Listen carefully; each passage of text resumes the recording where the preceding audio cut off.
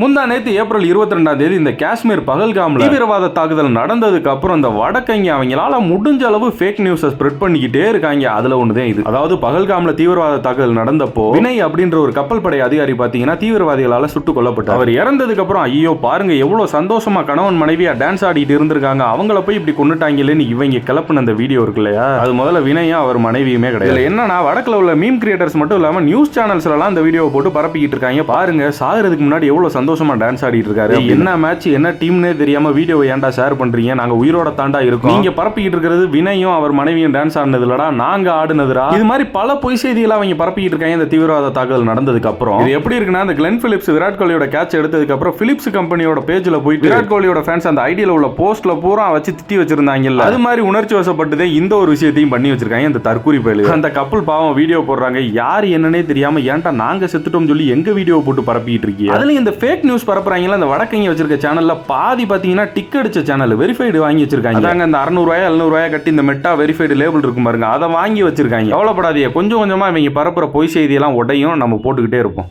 இங்க வா.